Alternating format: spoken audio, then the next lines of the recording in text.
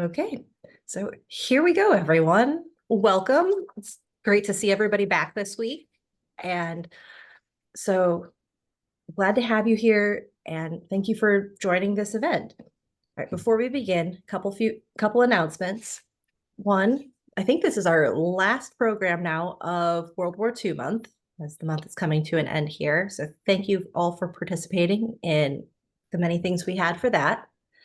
Our next virtual author talk will be on this Wednesday, April 2nd at 7 p.m. It is with Johns Hopkins University professor Daniel Stone, and he'll be discussing his book, American Poison, about Dr. Alice Hamilton and her fight against leaded gasoline.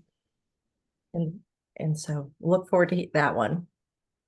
You can, as always, you can register for any of our upcoming programs at hudsonlibrary.org.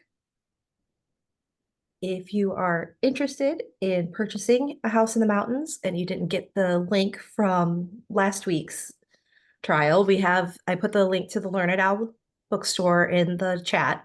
And so you can click on that and it'll take you to where you can purchase Ms. Moorehead's book here. And finally, as always, questions for our author are always encouraged and welcomed. And so if anytime during our discussion today you have questions, go ahead and put them in the Zoom question and answer box on your screen, and we'll try to get to as many of them as we can. So without any further ado, I'm going to go ahead and introduce our author here today. It's my privilege to introduce Caroline Moorehead. She is a New York Times bestselling author of The Resistance Quartet, which includes A Bold and Dangerous Family, Village of Secrets, A Train in Winter, and today's feature, A House in the Mountains.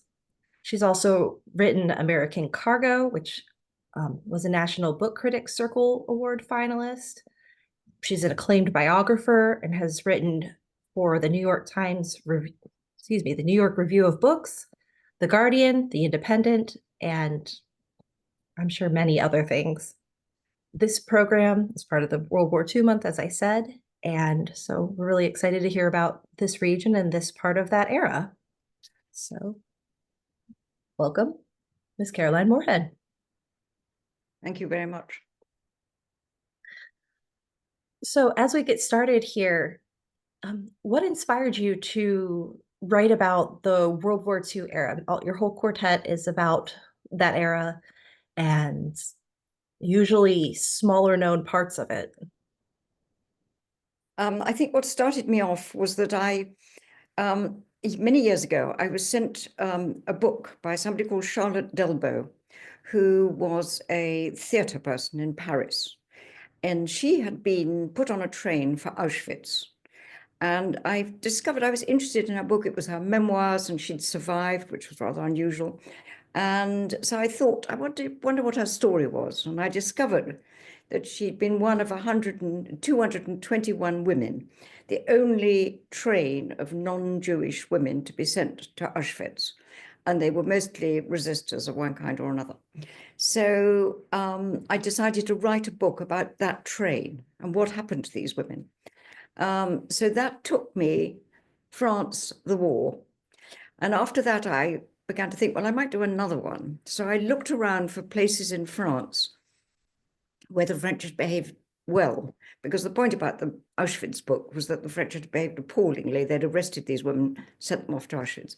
So I thought, I'll go somewhere else. So I found this series of villages in the mountains in the center of France, where all different groups of people, for their own reasons, had taken in people. They took in Jews, they took in resistors, they took in children up in the mountains, and they hid them. So then I'd done 2 books. And then I thought, well, I wonder what was happening in Italy at the same time. So that took me to write about this wonderful family called the Rossellis, who were anti-fascists in the 30s. So I wrote that book, but they were killed before the war. Then I thought, well, clearly I have to do one more book, and I need to do it about the war.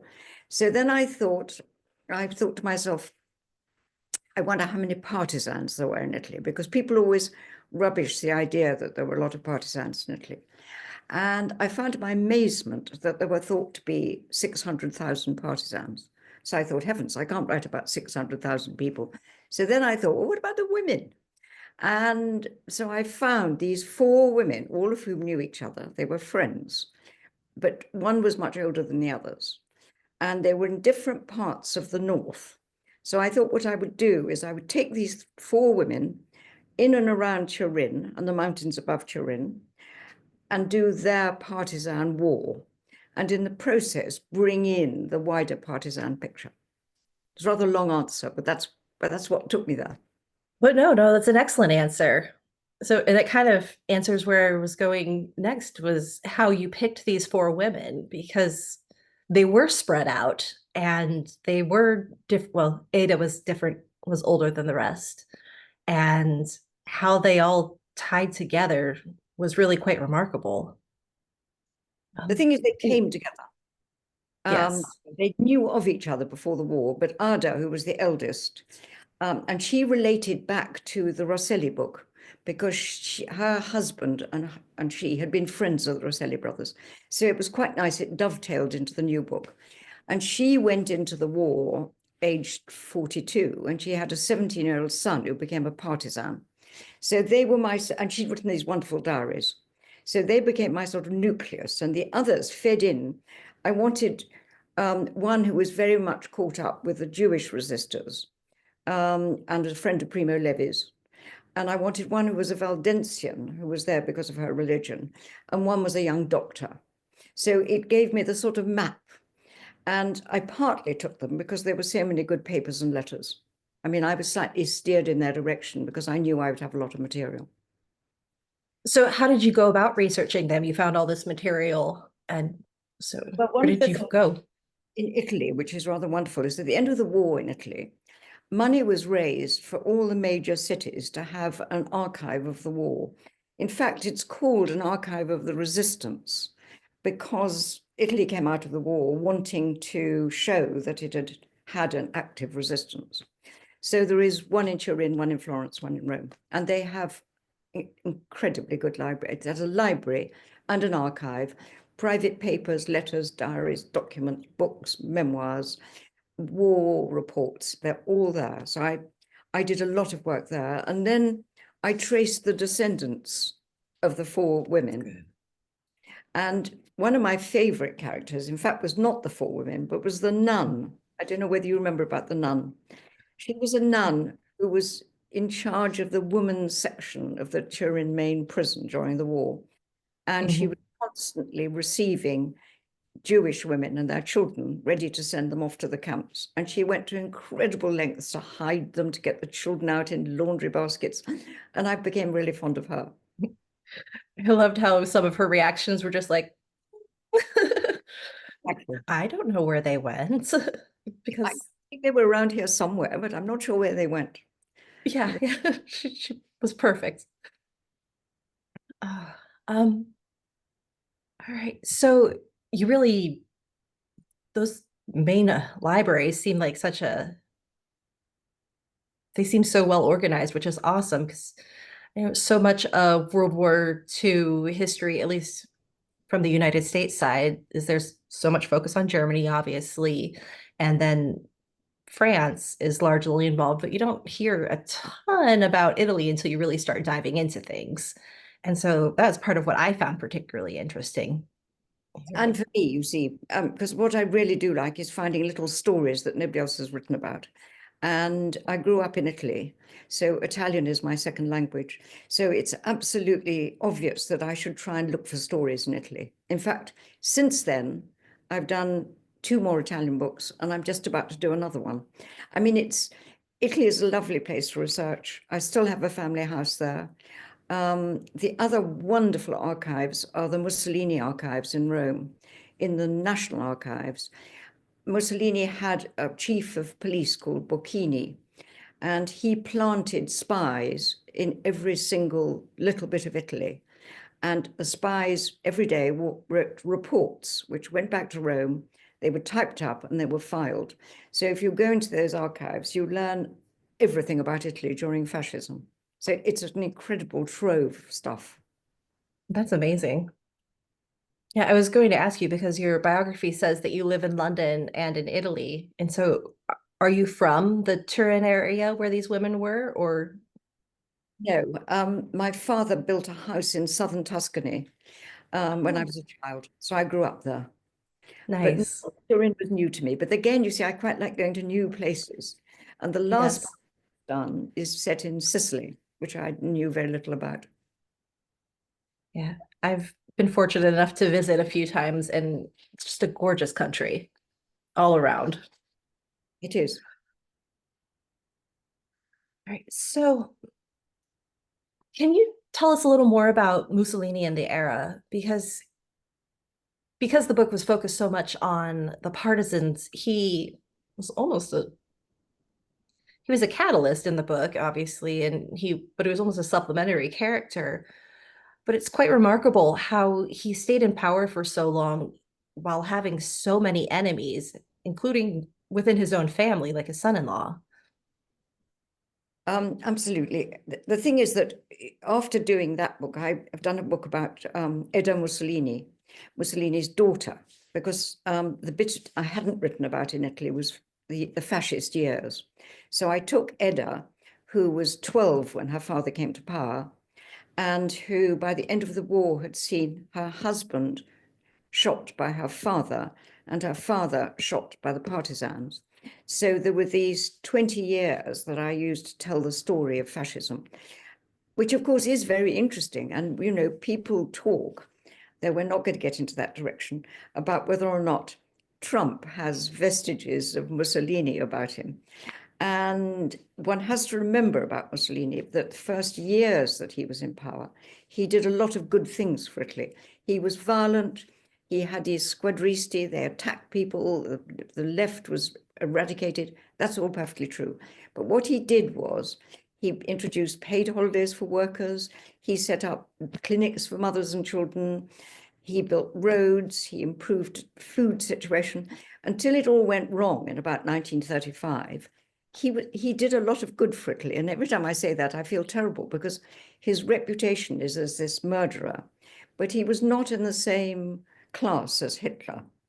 Um, well, not until 1936, 37. Yeah, it's kind of a classic tale of running with the wrong people. Absolutely. It was when he got in bed with Hitler that things started to go down. Yes, absolutely. So the first quote in the book that really, I don't know, really just like hit me was actually in the introduction, in which, early on, and I'm just going to read it so I don't mess it up.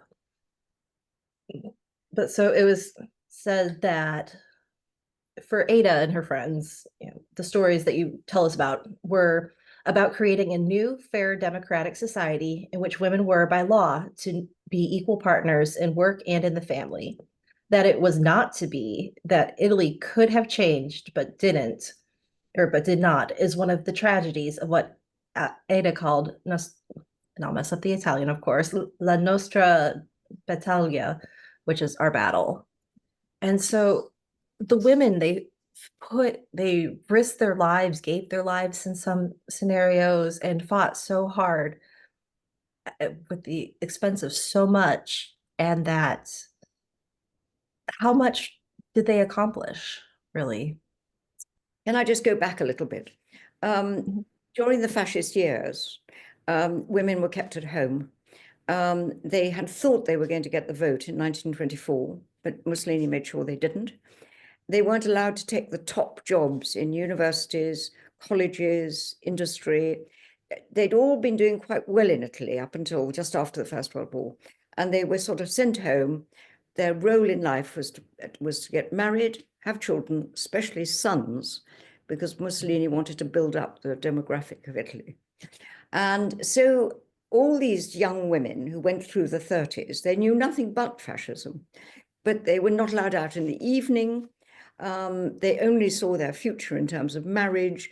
They were kept at home, subjugated by their fathers and their brothers. And that's what made what happened so extraordinary. When Italy changed sides in October 1943, the big prison camps across Italy opened. nobody quite knew what to do because the king had fled, the head of the government had fled, there were no orders. So the camp commandants, be they Italian or German, opened the gates, and most of them said to the people inside, go home, do what you want to do. Mm-hmm. So these young men all over Italy came out of the camps, but the problem was they only had their uniforms and they could have been picked up at any time. So they knocked at the doors of farmhouses, and the women, this was what was so important, the women took their military uniforms and gave them civilian clothes. And in a way, it was from that it started. Women began to think to themselves, maybe I can do something here.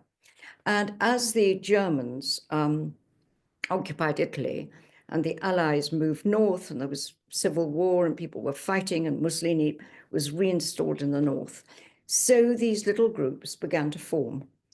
But what they needed was they needed runners, they needed messenger carriers, they needed people sort of help. And young girls as young as 16 sort of volunteered, and they rode their bicycles around and they had guns hidden in their knapsacks and so on. And for the first year, the Germans never thought that women would be like this. So for the first year, these girls were relatively safe. But in the same time, they changed because they became different. They began to see that there was another life possible. And for the rest of the war, they did more and more. And Ada and these other women and their friends gave instructions about democracy. So when they got the groups of girls together and they were saying, you know, you're going to go here with this and you're going to that, they would talk to them about a future Italy in which the girls would have equal status as the boys. So we get to 1945, and there's a whole generation of young women who are at odds with their parents, but are very ambitious. They want education, they want to come out, and they thought they would get it. And actually, they didn't. And there was a terribly symbolic moment, which is when all the partisans marched in a great parade in the spring of 1945, after liberation. All the partisans descended into things and had march pasts, and quite a lot of them stopped the women from joining. And for me, that was such a symbol. They said to the girls, I'm afraid you can't join our marches. And in a way, it took them years. I mean, they did, of course, get the vote, but it took them years before they got some sort of equality. It just had been so painful for them to have worked so hard, and they really thought they were accomplishing their goals, and then they just, once the men came home, they got pushed back down again. Yeah, that was absolutely true. And it was not until the 70s that really sort of some kind of equality came to Italy. So during this era, because there is so much fighting on so many different sides, it's not like your typical war, if you will, that there's, two sides battling. There were two or three different conflicts going on. Is there any real separation between them, or did it just all pile on top of each other, may the best man win, if you will? Well, it depended where you were in Italy. I mean, what made it so confusing is you have to realize that the king had set up a puppet government in the south. And there he was just in Puglia, he was just in the far south. The Germans, after the landings of the Allies, were pushing their way upwards, pursued by the Allies. And meanwhile, the Germans had put Mussolini back in power in another puppet government in the north called Salo. So what you had is as it were, 3 or 4 governments, and everybody was fighting. I mean, the Germans were fighting some Italians, but not other Italians, and the Allies. The Allies were fighting some Italians and all the Germans. The partisans were fighting the Germans and other Italians. I mean, it was civil war, and nobody really, until after, a long time after, people didn't start looking at it as a civil war, but it certainly, for those months, it was civil war. Absolutely. I think it's one of the interesting things about Italy in general is that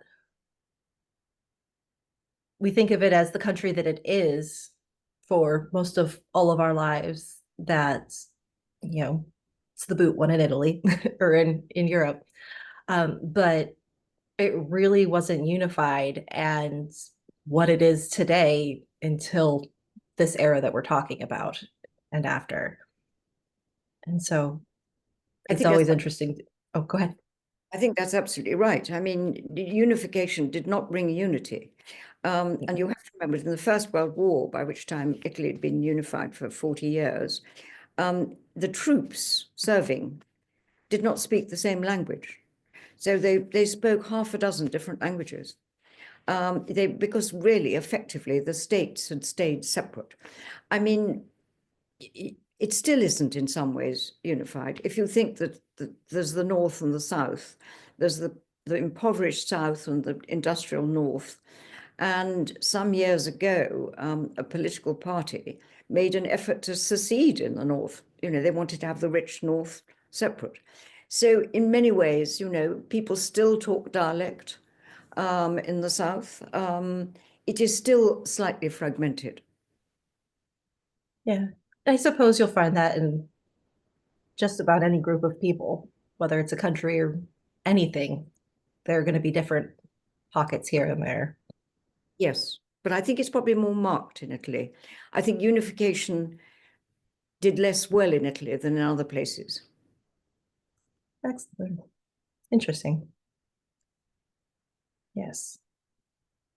So in your book, you included, there was just so much information. You can really tell that you had the wealth of resources that you did. Is there any stories that you couldn't include in the book that just had to be cut that you want to share?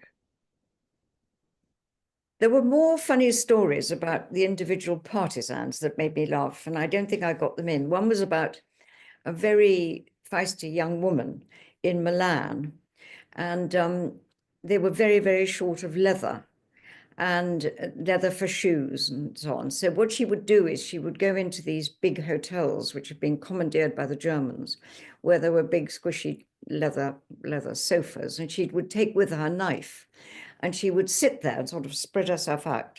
And then very carefully using her knife, she would trace a bit of leather. And then she would casually get up and walk away, taking with her this large piece of leather that she'd carved out. I always liked that story. I thought that was very good. Sneaking the seat cushion out with her. Exactly, taking this large bit of leather. I mean, they were very bold and they were very imaginative. And they were brave, you know. By the end, quite a lot of women were arrested and tortured and killed. It wasn't that they got away with it, they didn't. Yeah.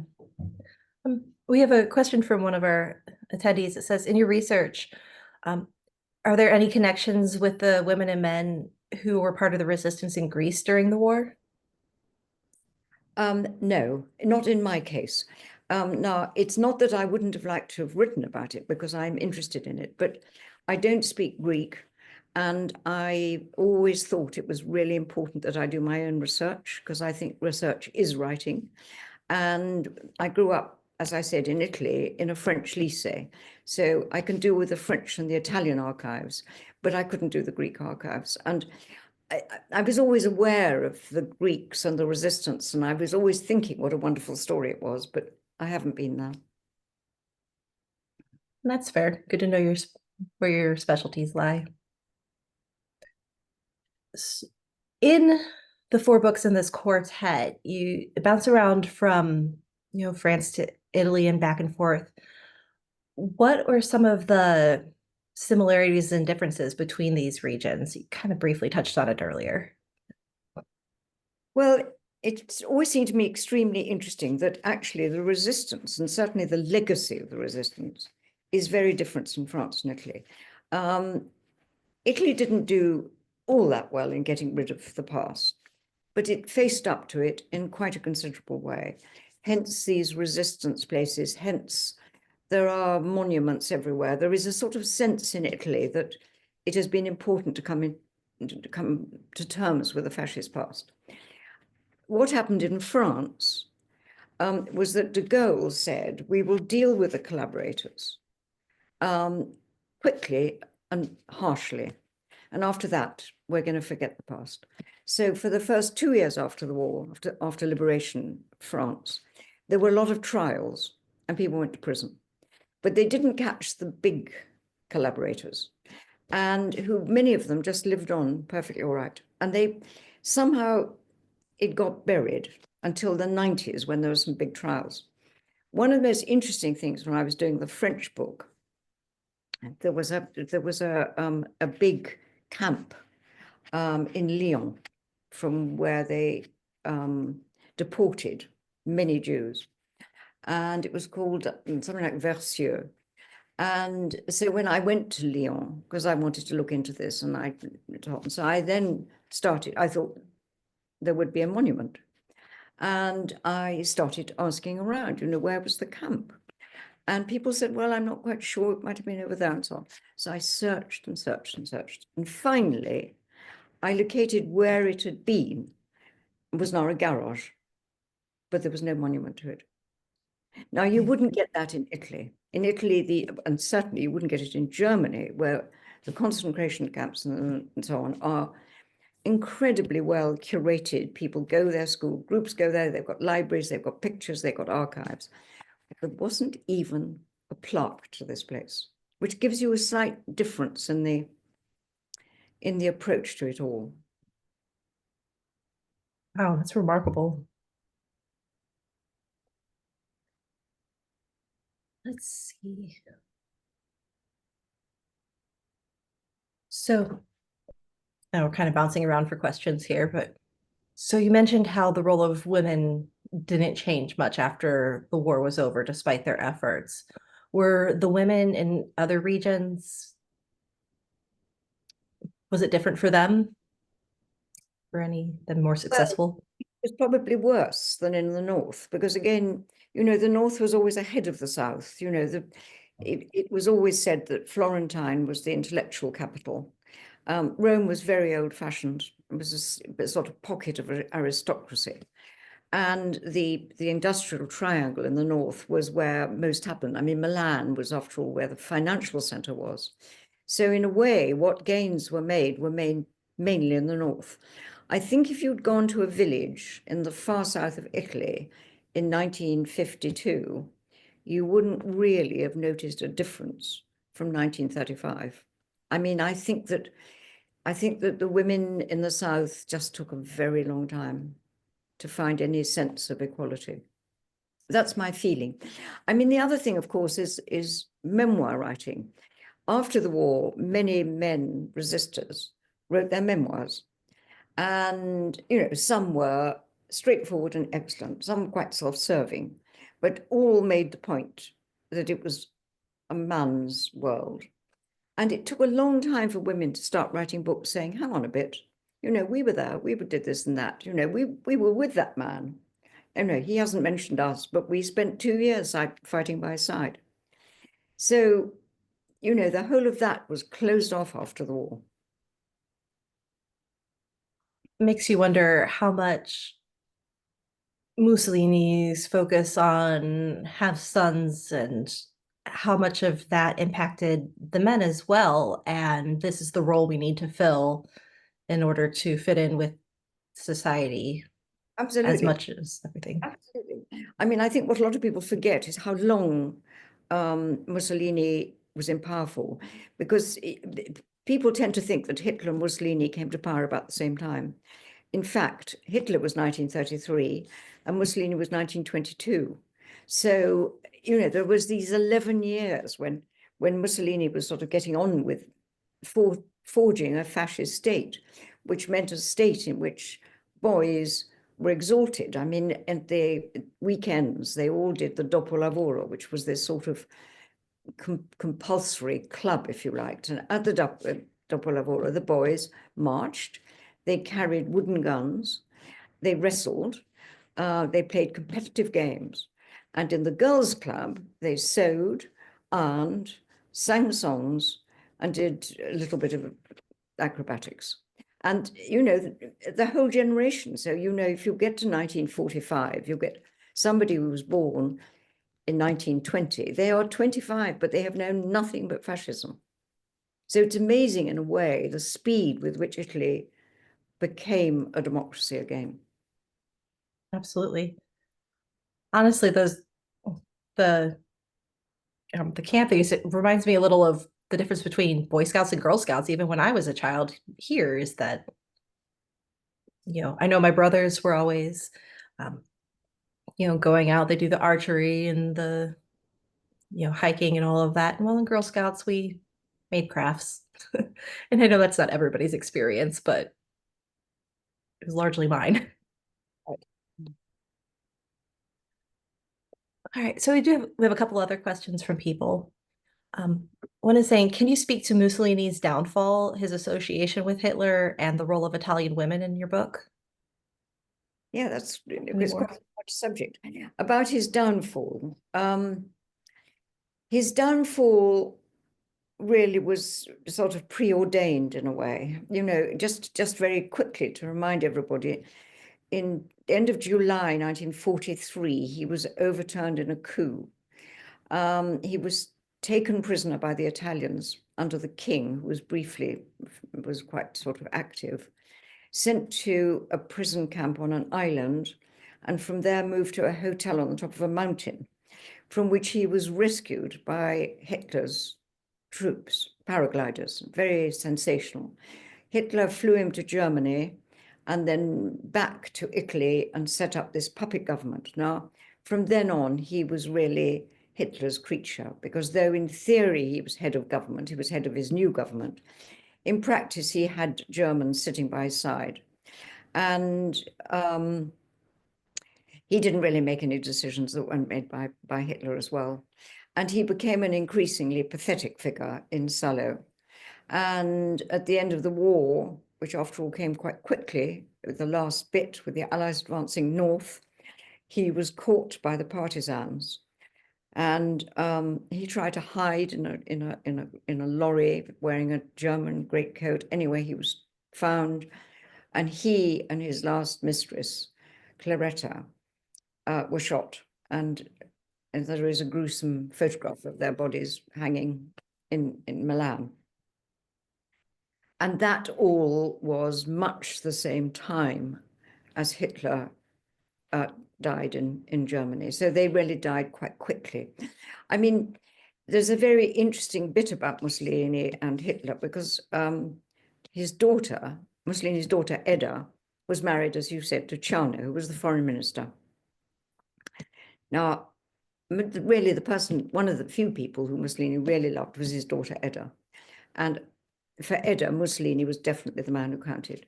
However, she was married to Ciano, and Ciano was among the conspirators who overthrew Mussolini. And Hitler said to Mussolini, "You've got to punish the conspirators." Well, there were 19 of them, but they only caught 5, but Ciano was one of them. And he was held in prison in Verona, and they were put on trial. And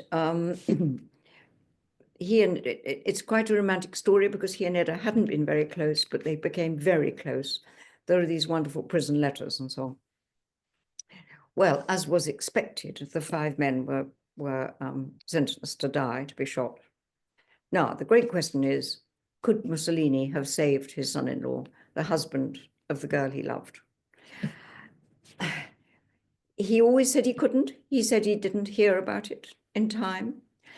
It's not really possible that he hadn't heard about it in time. Nobody's ever absolutely been certain. But I think my feeling is that when they said to him, do you want to do anything about this? He realized that if he did, it would be to yet again kowtow to Hitler. And it would be, he needed to kowtow to Hitler. He couldn't stand up to him. So he let it go ahead. The whole of that episode is extremely interesting. It's an interesting moment. So that's that and that. I didn't understand the question about the women. Where do About, they? let me. I think the question was about the fall of Mussolini and Hitler and the women of Italy. Where do the women come in? I think it is referring to, did the roles of the women, how much their partisan resistance played in the fall Oh, of the two men? I mean, top of my head, I would answer not much. What brought about the fall of Mussolini was the Allied advance. The Allied advance, the German retreat. That's why Mussolini was got rid of. However, the partisans rose up during those last weeks. I mean, they had been fighting very bravely over the time, but as the Germans retreated north, pursued by the Allies, the partisans really rose up. I don't think the women in particular, I can't, in my mind, summon up any particular activity of the women in his downfall. They were just part of this great mass that was pushing ahead. Their role played more in the societal Exactly. advancement Yeah. than the government. Yeah, exactly. So you wrote about these pockets of women in the north of Italy. Somebody's wondering if there were similar pockets of partisan resistance in the south of Italy.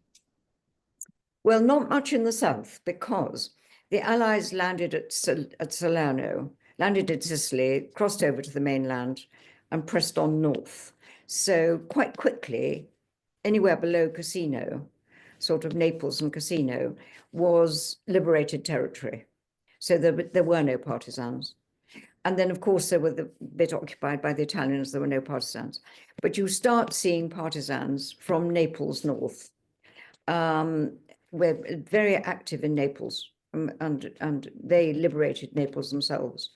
And as you go up through Italy into Tuscany and Emilia, yes, you see pockets. In fact, what I'm writing now is about Tuscany, and all over Tuscany there were very definite groups and partisans.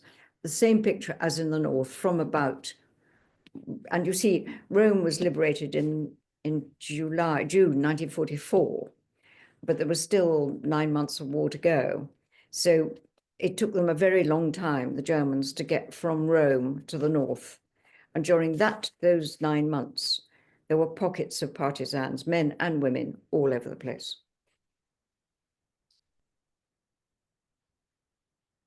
So going off of their question, do you think that the lack of partisans in the South was more due to the early liberation or more due towards the traditional and less wealthy mindset of them? Like in the North, they had the wealth, they had the positions where there weren't a lot of women in important positions, but there were still some doctors, lawyers, like in the book. Do you think that helped them feel more empowered to create a change? Yes, we don't know what would have happened in the South had it all been different. I mean, what is quite interesting is if you look at Sicily, because Sicily was sort of occupied by the Germans, sort of semi-occupied by the Germans for much of the war until the Allies arrived. And there wasn't really much partisan life. A little bit, but not very much. I mean, Sicily had a whole lot of other problems of its own, like the mafia. So there was a difference there. But yes, I think you're right. I think it was a combination of people's natures and what they'd grown up under, and the opportunities, and the fact that the war was moving. By the time you get to Tuscany, people were every way as much organized as they were in the north. But then again, from about Rome north, Italy is another country. I think there's no real answer to your question. Yeah, a lot of hypothetical, I guess. All right. Someone else asks that they've read that there were food shortages and rationing in Italy from 1920 through World War II, at least in some parts. Um, but how through that did many Italians still look favorably on Mussolini? Yes. Now, through the 20s, it wasn't too bad in Italy. The food was okay. And you could probably say it was pretty well not too bad up until the sort of late 30s. It was when you're moving it towards the war that the real shortages began. And by 41, Italy was very hungry. There really wasn't enough food. Everywhere was very, very hungry. I was reading accounts of what it was like in Sicily when the Allies arrived. You know, they were on the edge of starvation. But, you know, Mussolini was popular. While the going was good, Mussolini was very popular. You know, up until he invaded Ethiopia, people approved of him. You know, Italy had become a more prosperous nation.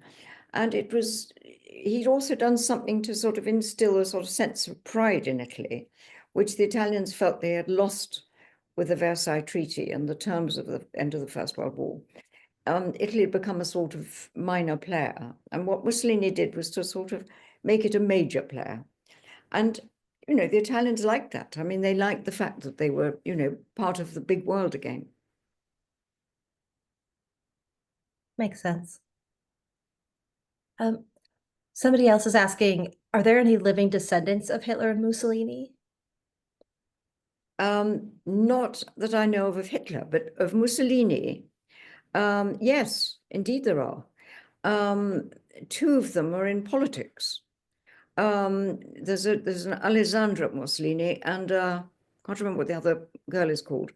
And, you know, they're local, they're not national politics, but they're local. And one is, I think, may even be a national politician. And I met one of them. And I mean, again, here is an interesting difference. You would not be able to call yourself Hitler in Germany. But when I went to see this woman in her office, I rather boldly said to her when I was about to leave, have you thought of changing your name? Because I thought I wouldn't want to be called Mussolini. And she looked at me rather surprised and said, no, not at all. No, it's fine. So yes, there are those descendants. And of course, there are descendants of Edda and Charnos, not the three children, but again, the grandchildren. And they call themselves Charno. I mean, it isn't really a problem. That's remarkable that it's women of his ancestors that are in politics now. That's nice. Okay. The questions are rolling in. All right. So with that, you said you reached out to the families of the resistance women. Did you interview them or gain access to family documents? And what did you learn from them that informed your book? I think what I like in writing is I like detail. It always seems to me that if you what I try and do is I try to write social history is what I'm doing, using people as my conduit, if you like. And what I wanted to do was to find 4 women about whom I could find an incredible amount of detail about their lives. So I chose those 4 partly because I knew that there were either direct descendants or, you know, nieces and nephews. I knew that I'd be able to get diaries and papers and letters so that I could do that. And indeed, what I quite like doing, which is why I write about this period, is I like the combination of archival work and interviewing people, because it feeds into each other. They, you know, you get a sort of more of a sense, you get a slightly different sense. I suppose more and more, I mean, I used to be a journalist, so my training really was more in interviewing, but more and more, I just love archive life. And I have to sort of persuade myself to get up there and talk to the people I need to talk to, because my idea of a good day is to arrive in an archive and spend the day there. But it's very important that we talk to the people who are still alive now while they're alive and while they can remember. So yes, for all 4 women, I talked quite a lot. Things their families told me fit into the book, and their diaries and letters fit into the book. How are those women viewed today? So there's the female head of state. This question or this person asking is, so there's a female head of state whose politics tend to lean more towards the right, they believe. Is there misogyny in the society today? I don't quite know how to answer that question. Yes, Giorgia Meloni indeed is head of state. And the thing that I'm constantly asked is, do I think that her politics tend towards Mussolini? She came out of the neo-fascist party. as she was very active as a teenager in the MSI, and its offshoots, which was the direct inheritor of the Fascist Party. No, she's not another Mussolini, but she is very far right, and she's a populist, and she's a nationalist, and not for nothing is her best friend in Europe, Orban, and not for nothing is she cozying up to Trump. She is a strong, harsh, right-wing woman who is making a very effective position for herself in a Europe which is wobbling all over the place politically and economically. And I think her government has other women in it.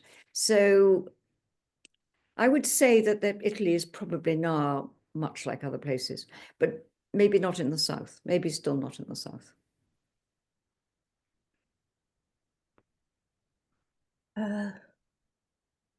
So you mentioned she's cozying up to Trump. This participant says, do you think what is happening in the US right now with the Trump administration is similar to the fascist takeover in Italy?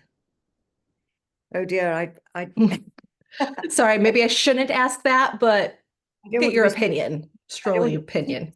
that, or I shall never get back into America. No, because it's not accompanied by the squadrista violence. But I feel that we are seeing an awful lot of the extreme right and extremely authoritarian people trying to take power.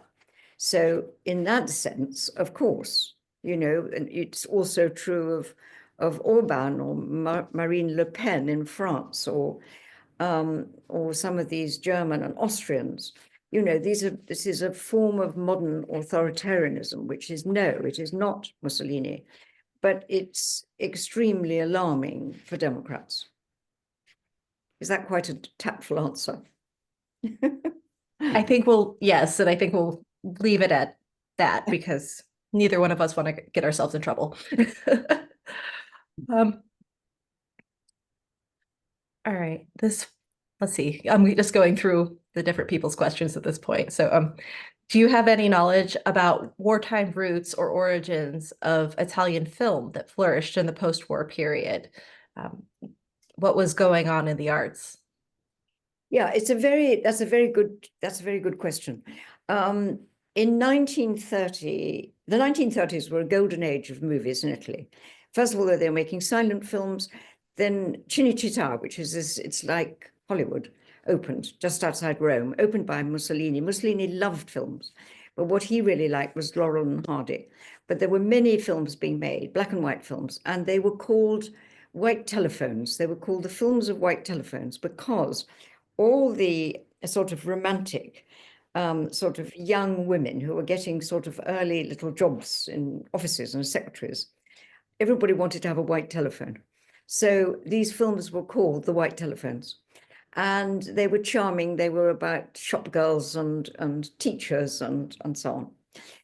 Then you go into the war, and people like Rossellini were making movies very carefully. They were making movies trying to stay sort of detached from what was fascism. But the moment the fascists fell, or indeed before the North fell, Rossellini was making Rome Open City, which I don't know whether any of your audience have seen, but is this wonderful film about the end of the war in Rome. And there were that was the beginning of the sort of Nouvelle Vague in Italy.